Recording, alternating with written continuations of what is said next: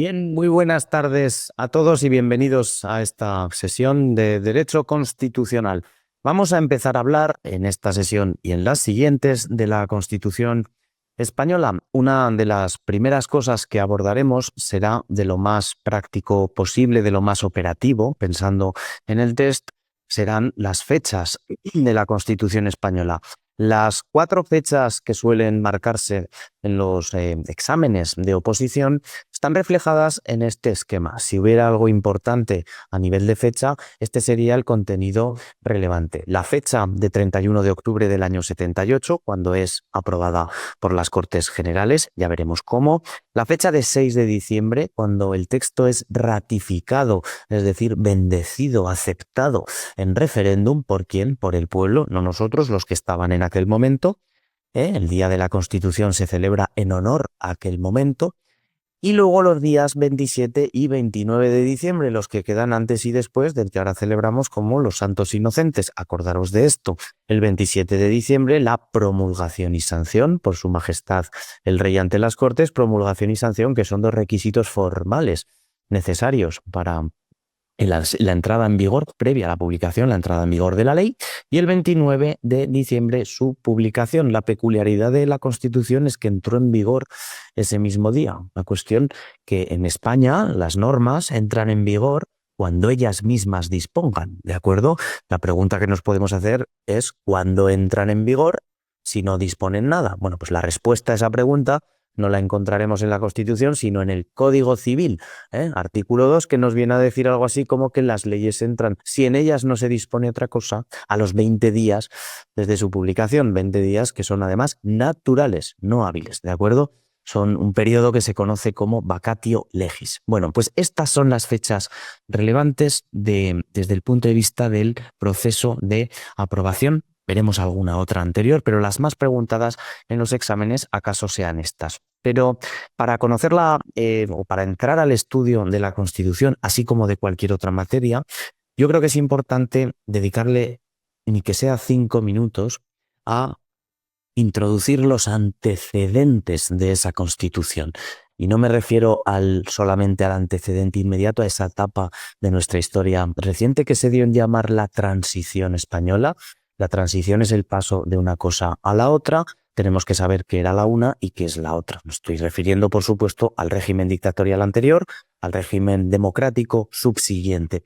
Pues esos antecedentes, ya no digo su estudio de cara al examen, pero su conocimiento, aunque sea superficial, siempre nos va a venir bien porque conocer el pasado nos permite entender mejor el presente. Si yo tengo una ligera noción de lo que fue la España de los años anteriores a la aprobación de la Constitución, a lo mejor puedo entender con más claridad por qué el artículo, por poner un ejemplo, 2 de la Constitución nos habla de nacionalidades, ¿de acuerdo? O por qué el título 8 de la Constitución, el reparto de poder entre Estado y territorios, entre Estado y las comunidades autónomas que se fueran a constituir en el año 78, no se sabía, ¿por qué dice las cosas que dice? ¿Cómo era la España anterior a este texto normativo para que finalmente la ley, la Constitución en este caso, dijera lo que dice? Los antecedentes, por tanto, son importantes. Y estos antecedentes de esta norma de la Constitución, de la norma que inaugura nuestro actual régimen democrático desde el año 78, esos antecedentes los tenemos que encontrar en la época política anterior, en la dictadura franquista, ¿de acuerdo? Durante unos cuantos años, casi 40, en España hubo una dictadura subsiguiente a su vez a una guerra civil. La guerra civil española fue pues una brutal contienda fratricida que se libró en suelo español, en nuestro territorio, entre el 17 de julio del 36 y el 1 de abril del 39. Pues bien, ese periodo histórico, esa dictadura, en el mundo, un mundo de guerra fría, en un mundo de bloques, en España, hubo, digamos, 2 grandes etapas. Un primer franquismo, dicen los historiadores, desde el final de la guerra hasta el plan de estabilización, es decir, más o menos desde el año 39 hasta el plan de estabilización del 59, y un segundo franquismo, el franquismo llamado también desarrollista, desde el plan de estabilización del 59 hasta el fallecimiento del dictador en el año 75, el 20 de noviembre del 75. Luego es verdad que dentro de estos dos grandes bloques, dentro de estas dos grandes etapas, hay subetapas, hay subfases, hay distintas vicisitudes históricas en cada una de ellas. Un primer periodo del 39 al 45 en ese contexto de Segunda Guerra Mundial. Sabéis que España quedó aliada de los bandos, digamos, alemán y italiano, nazifascista, y desde el 45 al año 50, que fue también un periodo de aislamiento internacional, etcétera. Del 51 al 59, la época del el decenio bisagra, que se llamaba, la época de esplendor del nacionalcatolicismo y considerada una época de autarquía, una época intermedia entre el estancamiento autárquico de los años 40 y el desarrollismo posterior, pero de autarquía. Y después tendríamos, a partir de la estabilización del 59, cierta apertura, cierto intento de apertura, ¿verdad? Pero que no culminó, que no cuajó, y finalmente lo que llamaríamos el tardo franquismo, que ocupa los años finales de la dictadura, marcados por un evento histórico importante que fue el asesinato de Carrero Blanco a manos de la banda terrorista ETA, en diciembre del 73, y marcado también por la propia muerte del dictador en noviembre del año 75, ¿de acuerdo? En ese momento, cuando muere Franco, una persona que conoceréis, don Juan Carlos de Borbón, os sonará, en el año 69 había sido designado por el propio Franco como sucesor a título de rey. Pues bien, fue proclamado como rey de España tras la muerte del dictador. Eso es lo que marca el inicio de ese ejemplar proceso de transición a la democracia, que fue un proceso que en España, y según dicen los que saben, no yo, fue un proceso de reforma y no de ruptura, ¿de acuerdo? Porque se enfocó desde la legalidad vigente. ¿Cuál era la legalidad vigente? La legalidad de la época anterior, la legalidad del franquismo, ¿de acuerdo? Hubo varias etapas. Había varias pulsiones, varias familias. Hubo un primer gobierno en España, el gobierno de Arias Navarro, que duró desde noviembre del 75 hasta julio del 76. Fue la llamada reforma Arias Fraga. Hemos tenido varios presidentes. Nosotros, la línea temporal realmente no empezaría aquí, sino que empezaría con Carrero Blanco. Lo que pasa es que empezó en el 73 y me mataron en el 73. Luego Torcuato Fernández, Carlos Arias Navarro, Santiago Díaz Mendivil y ya Adolfo Suárez, que os sonará más de la UCD. Adolfo Suárez, Calvo Sotelo, Felipe González, Aznar, Zapatero, a estos últimos ya los conoceréis, ¿de acuerdo? Bueno, pues hubo un primer gobierno de Suárez, un proyecto reformista, aquí tuvo mucho interés la llamada Ley para la Reforma Política del año 77. Esa reforma fue aprobada por las Cortes anteriores, por las Cortes franquistas. Se ratificó en referéndum. Digamos que las Cortes franquistas se hicieron, o se suele decir, el harakiri, ¿de acuerdo? Se convocan a las elecciones para un parlamento constituyente en una época muy convulsa. Además, en esa época, tened en cuenta terrorismo de ETA, de los Grapo, desestabilización por parte de grupos de extrema derecha, acordaos de la matanza de los 5 abogados laboralistas en Atocha, por pistoleros vinculados a Fuerza Nueva, que era un grupo político de no me sale el nombre ahora, Blas Piñar, no me salía. Bueno, hubo una época, problemas económicos, problemas autonómicos, las demandas crecientes de autonomía, de autogobierno por parte de los territorios. En definitiva, cuando llega Suárez al poder, se encuentra con todos estos problemas: estancamiento económico, inflación, desempleo, deuda, en definitiva, y el problema autonómico. Bueno, pues la Constitución es, de alguna manera, en ese proceso de transición, un proceso muy atípico. Fue un proceso porque, claro, se quería evitar la ruptura total, ¿de acuerdo? Había poderes fácticos que habían conservado su influencia, su capacidad de tal. En España tuvo mucho poder la Iglesia, la tuvo el ejército. En definitiva, todo el mundo tuvo que empezar a ceder, ¿de acuerdo? No fue un proceso fácil. Al final, en el año 77, esas cortes elegidas, que no tenían expresamente el carácter de constituyentes, ¿de acuerdo? Pero sin embargo lo que hacían era derogar las leyes anteriores. A las leyes anteriores se les conoce como leyes fundamentales del reino. Una especie de constitución franquista, valga el término y la contradicción, no lo era ni lo podía ser, ¿de acuerdo? Pero justamente a esas leyes fundamentales lo que les pasó es que había que hacer una constitución que las sustituyera. Por tanto, esas cortes en el fondo actuaron como si fueran constituyentes. Es verdad que sin cuestionar el tema de la monarquía, que siempre permaneció ahí. Pues bueno, lo que se hizo fue nombrar una ponencia de 7 miembros, ¿de acuerdo? Lo que se llaman los padres de la Constitución. 3 diputados de la UCD, Gabriel Cisneros, don Miguel Herrero y don José Pérez Llorca, un diputado del PSOE, don Gregorio Peces Barba, un diputado de Alianza Popular, un partido que ya no existe, don Manuel Fraga, y un miembro del Partido Comunista, Jordi Solé Turá. ¿De acuerdo? Por las minorías vasca y catalana se nombró otro miembro, que es don Miguel Roca y Llullén. ¿De acuerdo? Pues bien, antes de llegar a las fechas que hemos visto aquí, estas que serían las importantes, hubo una serie de etapas, digamos que serían previas del proceso de elaboración, ¿de acuerdo?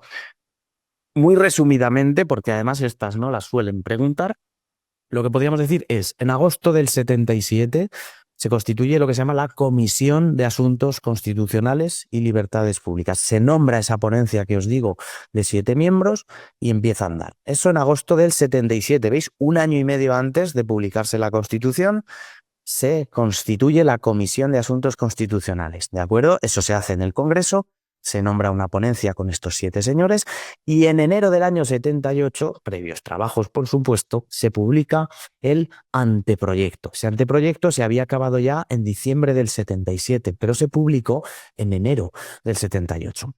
Siguiente paso fue abril del 78, donde tuvo lugar el informe de la ponencia. En el verano del 78, concretamente en junio, tuvo lugar el dictamen de la comisión.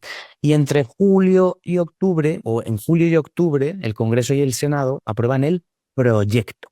Y esta sería la última fecha de relevancia antes de las fechas que tenéis en pantalla. Julio y octubre 78, Congreso y Senado aprueban el proyecto. ¿Cuál es la primera fecha que tenemos que tener en consideración? Esta, el 31 de octubre del 78. Ambas cámaras por separado aprueban el texto constitucional. ¿De acuerdo? Aquí lo tenéis en la parte superior del esquema.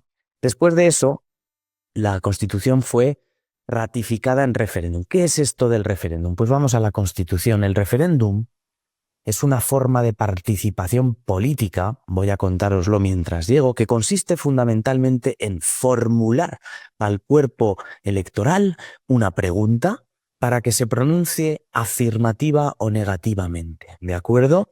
Es decir, no entramos en un componente subjetivo, valorativo de toma de participación por escrita declarada de cada uno de los ciudadanos, sino sí o no. Aquí tenemos el artículo 92, del que ya hablaremos en el título tercero, que son que las decisiones políticas de especial trascendencia podrán ser sometidas a referéndum consultivo de todos los ciudadanos. Esto se desarrolla en una ley que regula las distintas modalidades del referéndum. Veremos que no hay una sola. Por ejemplo, para reformar la Constitución, en el título de reforma, vamos a ver que hay 2 referéndum previstos. Uno potestativo, o en su caso, si se dan los requisitos, será sometida a referéndum cuando así lo soliciten una décima parte, es decir, puede que sí y puede que no. Y en la reforma agravada, un referéndum necesariamente obligatorio. Cuando veáis si algo es potestativo o preceptivo, lo que tenéis que hacer es, uno de los primeros elementos que tenéis que considerar es el modo en que están conjugados los verbos. Será sometida, la administración deberá, el particular deberá. Si es un imperativo, vamos a pensar que estamos en presencia de actuaciones preceptivas. Cuando dice la administración podrá someter a trámite, es que podrá no hacerlo. ¿De acuerdo? Pues un referéndum potestativo en el sentido, no potestativo, sino posible en el sentido de que pueden no darse el requisito, y un referéndum absolutamente obligatorio en la reforma agravada. Hay más modalidades, la eventual incorporación de Navarra al País Vasco, en definitiva, hay más cuestiones aquí de referéndum. Pero el referéndum, la figura jurídico-técnica del referéndum a nivel constitucional la encontramos, como digo, enunciada en este artículo 92, ¿de acuerdo? E insisto, la tenéis que entender como lo que es una forma de participación política que consiste en formular al cuerpo electoral una pregunta, para que el cuerpo electoral, es decir, la totalidad de los ciudadanos, con sufragio se pronuncien, que sí o que no, afirmativa o negativamente. ¿Cuándo se ha usado, por ejemplo, en España el referéndum? En la época de González, para el ingreso de España en la OTAN, la Organización del Tratado Atlántico Norte, por ejemplo, o para la adhesión europea, a la Unión Europea. Referéndum que fueron además en ambos casos positivos o afirmativos. En definitiva, se ha hecho uso de esta figura. Bueno, pues la primera norma de todas, nuestra norma normarum, la ley de leyes, también fue ratificada en referéndum en distinta intensidad de mayoría según los territorios. No merece la pena entrar al caso porque al final no nos aporta nada, pero fue ampliamente respaldada por el sentir popular, insisto, manifestado en ese referéndum. ¿De acuerdo? Segunda gran fecha. La tercera gran fecha la llevaríamos a final de diciembre, al 27 de diciembre del 78. Promulgación y sanción, que son requisitos formales, vestiduras formales en el proceso de toma de decisiones legislativas por parte del Estado. Las leyes hoy se promulgan y se sancionan. Si abrimos cualquier ley, la que queráis, me da exactamente igual. Podemos ver, vamos a abrir una ley que todos conocemos, la Ley 39 de 2015, y vamos a ver en unos términos muy similares en todas: a los que la presente vieren y entendieren, sabed que las Cortes han aprobado y yo vengo en sancionar la siguiente ley. La promulgación y la sanción de las leyes. Promulgar una ley es proclamar la ley como tal y el mandato de su cumplimiento. Sancionar la ley es darla por buena, sancionar algo es bendecirlo. ¿De acuerdo? Son requisitos formales. En la propia Constitución se utiliza una terminología distinta, pero también existen estas fórmulas, ¿de acuerdo? Don Juan Carlos I, rey de España, a todos los que la presente vieren y entendieren, esto no deja de ser una cortesía, porque si no la ves, o si la ves pero no la entiendes, igual te va a dar. En la ignorancia de las leyes no exime de su cumplimiento, nos lo dice así el Código Civil. Sabed que las Cortes han aprobado y el pueblo español ratificado la siguiente Constitución. Este es el formulismo, la vestidura formal, indicábamos en el esquema como promulgación y sanción, ¿de acuerdo? Son requisitos formales previos al requisito potente, verdaderamente potente para la eficacia, para el despliegue de efectos de las normas, que es la publicación, ¿de acuerdo? La norma constitucional, nuestra ley de leyes, fue publicada el 29 de diciembre, pero entró en vigor ese mismo día. Podía haber dicho otra cosa, podía haber dicho entrará en vigor a los 3 días, o a los 6, o el año que viene, ¿de acuerdo? Las normas jurídicas, las leyes en España, entran en vigor en el momento en el que ellas mismas dispongan, ¿de acuerdo? Por tanto, la publicación, que por cierto, como digo, es un elemento fundamental en el ámbito de las leyes, artículo 9, valor normativo de la Constitución, apartado primero, me voy al apartado tercero, los principios estructurales del ordenamiento jurídico, uno de los cuales justamente es la publicidad de las normas. No por casualidad, el constituyente situó aquí el principio de publicidad. No es cuestión menor. Una ley que no esté publicada no sirve para absolutamente nada. Una ley que no esté debidamente publicada en boletín oficial no vale ni el papel en el que va escrita. Tan duro como eso.